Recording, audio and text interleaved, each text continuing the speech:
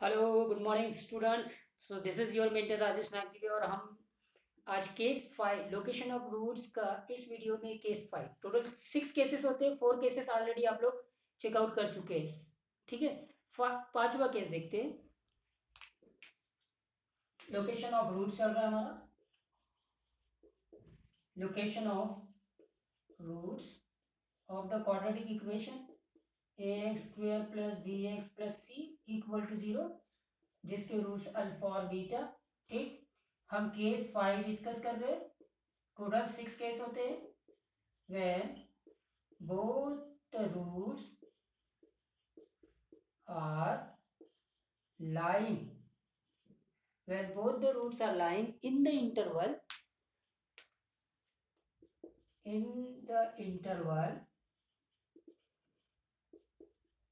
k1 and k2, open interval k1 and k2. So the both the roots are lying between the interval k1 and k2. ये conditions को checkout करना है। दो roots है, d greater then 0 भी होगा, d greater than equal to 0 होगा, दोनों केसेस होंगे। करेक्ट है। अपवर्ड पैराबोला का भी होगा और डाउनवर्ड पैराबोला का भी केस होगा, दोनों को कंबाइन करते हुए, क्योंकि क्वेश्चन में हो सकता है कि आपको अपवर्ड पैराबोला या डाउनवर्ड पैराबोला कौन सा पैराबोला है, तो वो तो आपको क्लियर हो जाएगा। लेकिन अगर एक्स स्क्वायर का कोफिशिएंट ही खुद अपने आप में अननोन होगा, तो इसीलिए फिर हम दोनों केसेस को लेके केस कंडीशंस को डेवलप करते हैं। कंडीशन कैसे डेवलप करते हैं आप सबको मालूम है। चलिए तो अपवर्ड पैराबोला में ये केस बनेगा। चलिए ये हो गया अल्फा और ये हो गया बीटा, और ये दोनों K1 और K2, और ओपन इंटरवल K1 और K2 है, तो K1 स्मॉल होगा K2 से। करेक्ट है, K1 और K2 का रिलेशन भी पता चल गया। K1 is smaller than K2, ये तो पता ही हो गया। ठीक है, ओपन इंटरवल है तो फाइन, तो इधर का ही K1 होगा और यहाँ का ही K2 होगा। तब ये दोनों कंडीशन लागू होगी कि अल्फा बीटा इस K1 और K2 ओपन इंटरवल के बीच में है। ठीक है, तो ये बात हो गई। ठीक है सर, यहाँ तो आपको मालूम है वर्टेक्स होता है -b/2a -d/4a, मतलब ये जो पॉइंट है ये x इक्वल टू -b/2a को रिप्रेजेंट कर रहा है। फाइन, अब ये इस पर से ऐसे करेंगे तो ये f(k1) हो जाएगा जो कि पॉजिटिव दिख रहा है। ठीक, k2 की भी बात करें तो k2 f(k2) भी देखिए तो पॉजिटिव दिख रहा है। यहाँ a ऑलरेडी पॉजिटिव है, तो कंडीशन बन गई स्टूडेंट्स। एक केस ये होगा और d इक्वल टू 0 का भी केस होगा, तो पहला कंडीशन तो ये लिख दो, d is greater than equal to 0। Correct है। अब आप चूंकि मेरे लास्ट 4 वीडियोस आपने चेकआउट कर लिए लोकेशन ऑफ रूट्स के ऊपर, तो d greater than equal to 0 की कंडीशंस आपको क्लियर ही होगी। हम d ग्रेटर देन 0 के लिए कर रहे हैं, same d greater than equal to 0 के लिए आएगी। सेकेंड, यहाँ से देखो K1 और K2, K1 छोटा है -b/2a से, और -b/2a छोटा है K2 से, मतलब -b/2a डेफिनेटली K1 और K2 के बीच में है कहीं। करेक्ट है। ओके फाइन, ये कंडीशन भी होगी फर्स्ट। सेकेंड, तीसरी कंडीशन यहाँ से आ जाएगी। देखिए एक के साथ में रखते हैं, f(k1) पॉजिटिव है, a पॉजिटिव है, तो a इंटू f(k1) पॉजिटिव होगा। और फोर्थ कंडीशन f(k2) देखो पॉजिटिव है, a पॉजिटिव है, तो a इंटू f(k2) पॉजिटिव होगा। हमको हमेशा कंडीशन में a और f के साथ में ही लिखना पड़ेगा। a का रोल इसीलिए आ जाता है क्योंकि ऑलरेडी आपको यहाँ मालूम चल गया है कि a तो पॉजिटिव है, तो आप डिवाइड करके 0 में उसको विलीन कर सकते हैं पॉजिटिव क्वांटिटी से डिवाइड करके। लेकिन आपको जब कंडीशन लिखना है, जब अगर बाय द वे ए खुद अपने आप में अननोन हो जाए, यहाँ आपने मान के चला है कि ए पॉजिटिव है, ए ग्रेटर देन 0, तभी आप वो केस को डील कर रहे हैं। ये पैराबोला लिया है, मतलब ए ग्रेटर देन 0 ही है। करेक्ट, हाँ फाइन। तो ऐसा, तो इसको अलग लीजिए और इसको अलग ले लीजिए। और कोई कंडीशन दिख रही है? हाँ भाई, D greater than equal to 0 भी हो गया। ठीक है फाइन, तो ये 4 कंडीशंस हो गई इस केस के लिए। फाइन,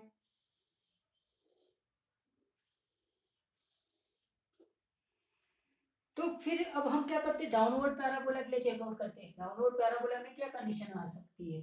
क्या इसी कंडीशन रहेगी? ये डाउनवर्ड पैराबोला, ये अल्फा और ये बीटा, तो यहाँ कहीं k1 ले लीजिए, ये k1 और ये k2। अब आप k1 की बात करेंगे, एफ ऑफ k1 भी नेगेटिव आ गया, करेक्ट, नेगेटिव आ गया, ये ओरिजिन है। और सिमिलरली आप अगर एफ ऑफ k2 की बात करें तो ये भी आपका नेगेटिव आ गया,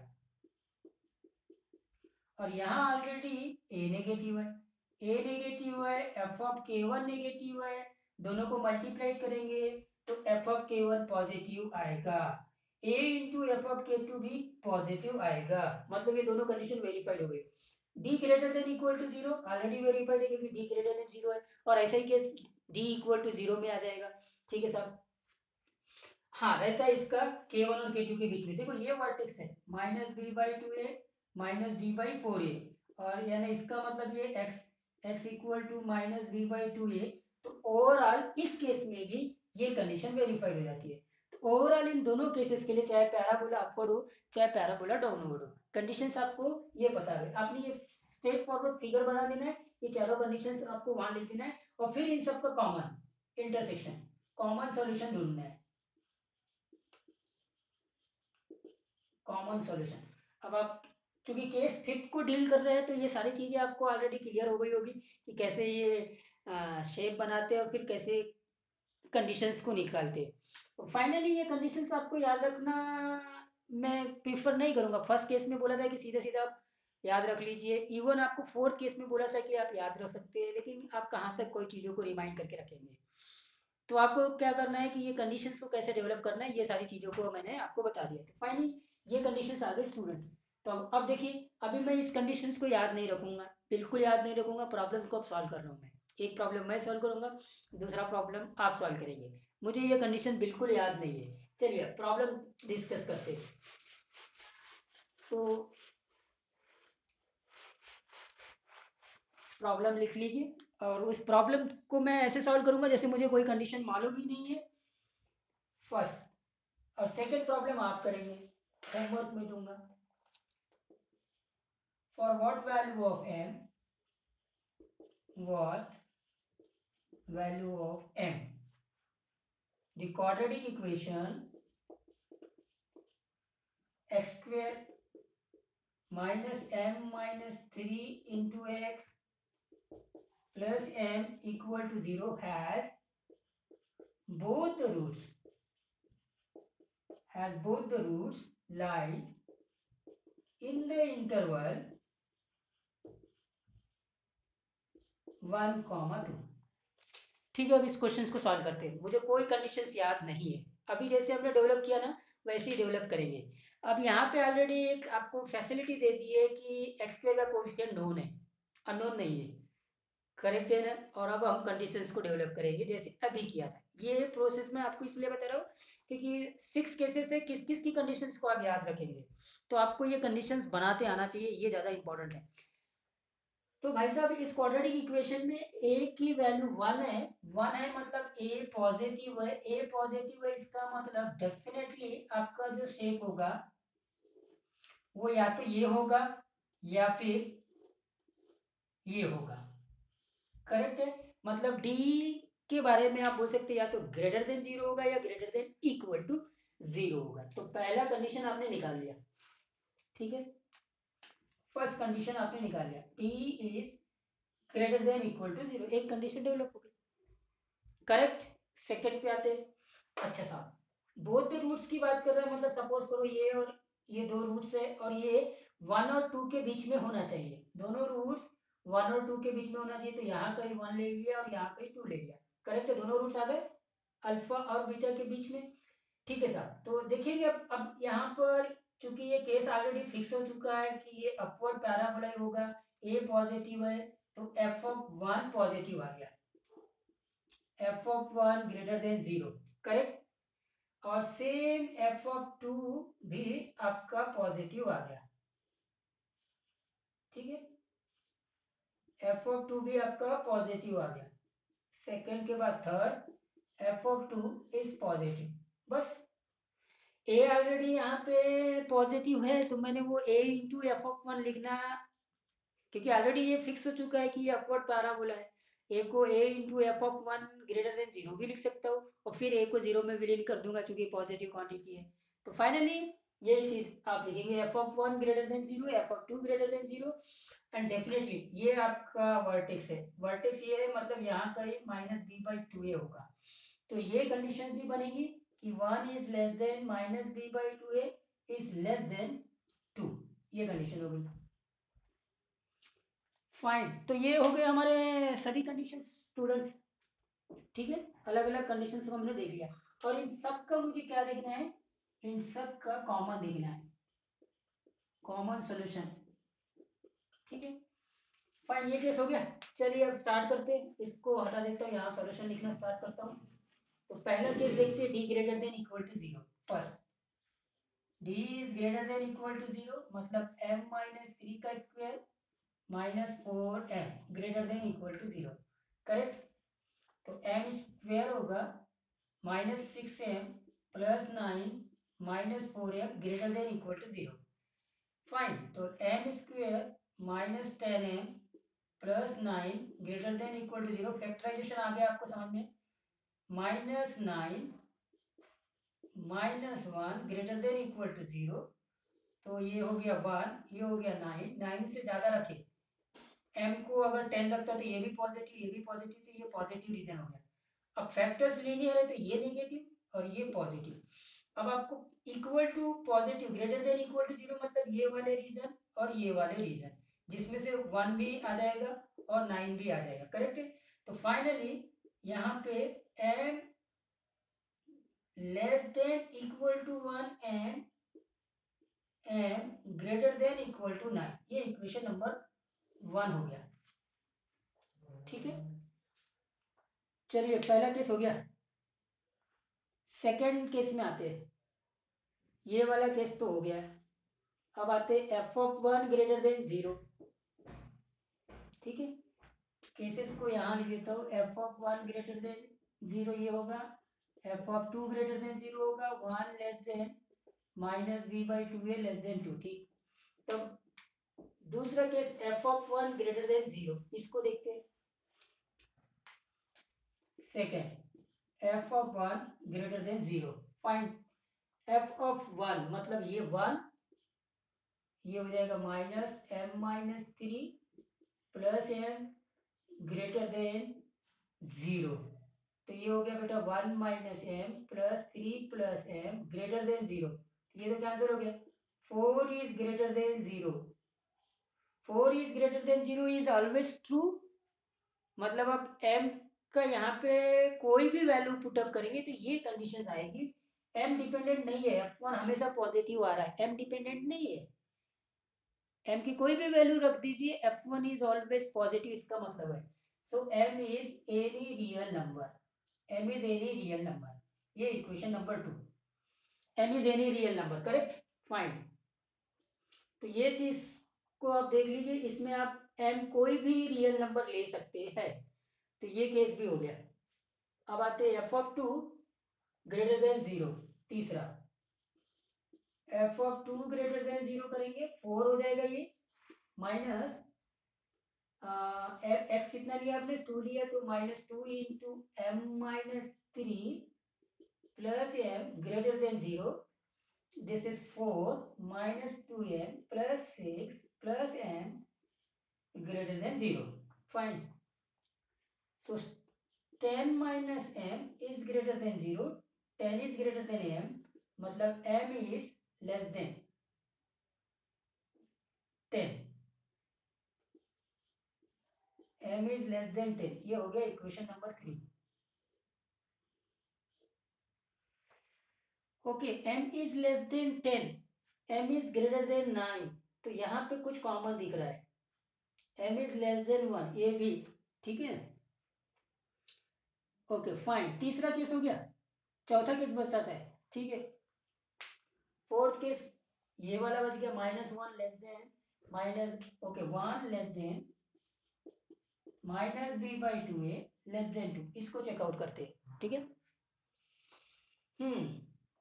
ये हो गया one less than minus B, minus minus plus M minus three 2 into A, वो ऑलरेडी 1 है, लेस देन 2, 2 से क्रॉस कर दो, 2 less than m minus 3 less than 4 plus 3 कर दीजिए, 5 is less than m is less than 7। तो ये हो गया m belongs to open interval 5 to 7, 5 और 7 के बीच के नंबर। ठीक है, ये इक्वेशन नंबर 4। अब आप 1 2 3 4 में कॉमन ढूंढिए। क्या आप 1 और 2 के बीच में कॉमन निकाल सकते हैं? आप वर्बली भी निकाल सकते हैं, और आपको वर्बल निकालने में प्रॉब्लम नहीं है। देखो ये 5 और 7 के बीच के नंबर, ये 10 से स्मॉल, तो ये 5 और 7 के बीच के नंबर इसमें भी आ गए। तो इन दोनों का अगर कॉमन देखे तो 5 और 7 ही है, लेकिन सब में वो कॉमन होना चाहिए चारों में। यहाँ कोई भी रियल नंबर की बात कर रहा है, चलो ठीक है, m और ये भी कॉमन दिख रहा है। अब फाइनली ये तीनों में कॉमन दिख रहा है 5 और 7, तो फिर यहाँ 5 और 7 का कॉमन होना चाहिए। तो देखो ये वाला केस तो हट जाएगा, और यहाँ ग्रेटर देन 9, मतलब यहाँ कहीं पे भी 5 और 7 कॉमन नहीं दिख रहा है। तो 3 में 5 और 7 कॉमन दिख रहा है, तो इसमें वो कॉमन नहीं दिख रहा है। आप ऐसी चाहे पहले 2 इक्वेशन, पहले 3 इक्वेशन कैसे लेते हैं आप, ये समझ में आ गई, लेकिन चारों इक्वेशन में कोई भी कॉमन नहीं है, तो there is no m dear students. Final answer m belongs to 5 ये होगा।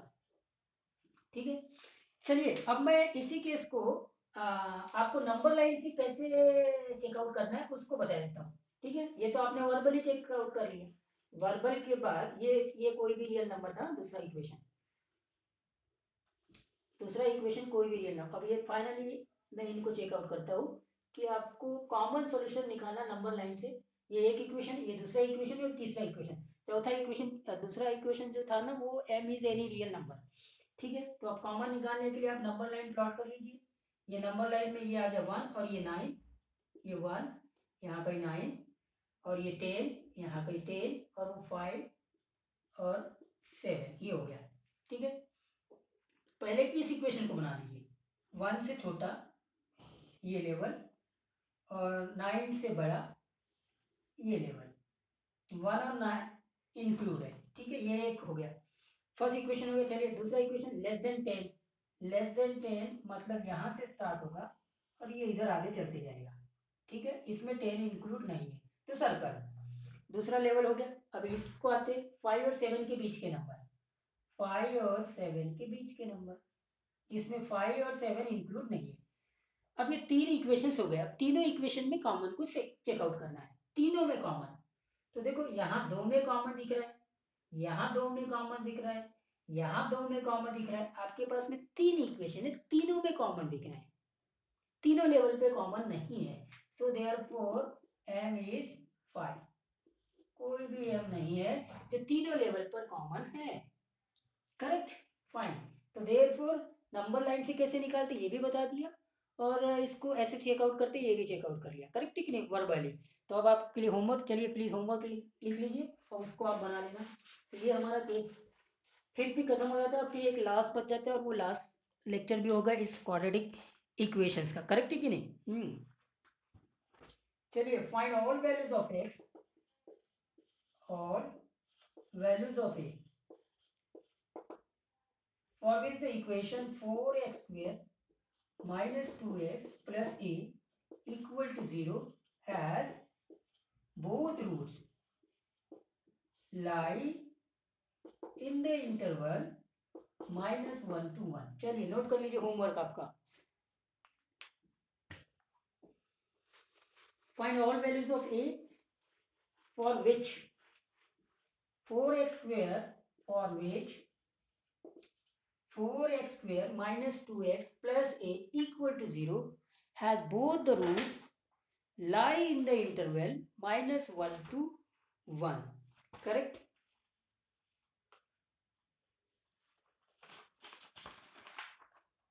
चलिए आंसर लिख लीजिए इसका। आंसर है a बिलोंग्स टू -2 to 1/4, जिसमें 1/4 इंक्लूड है और -2 इंक्लूड नहीं है, ये आपका आंसर होगा। ठीक है, और आप ऐसे ही 4 कंडीशंस बना लेना। 4 कंडीशंस कैसे बनेंगे आपको मैंने बता चुका हूँ। क्योंकि यहाँ पे ऑलरेडी ए पॉजिटिव है तो सीधा एक ही केस आएगा, अपवर्ड पैराबोला वाला केसेस आएंगे तो फिर one F of -1 positive, F of 1 positive, D greater than equal to 0 लेना, not greater than only. Upward parabola में दो केस होंगे ना, एक तो इंटरसेक्टिंग वाला और एक टच करने वाला, करेक्ट है कि नहीं? फाइन। तो स्टूडेंट्स ये था हमारा केस 5, बस अब एक लास्ट केस बच गया है, वो नेक्स्ट वीडियो में।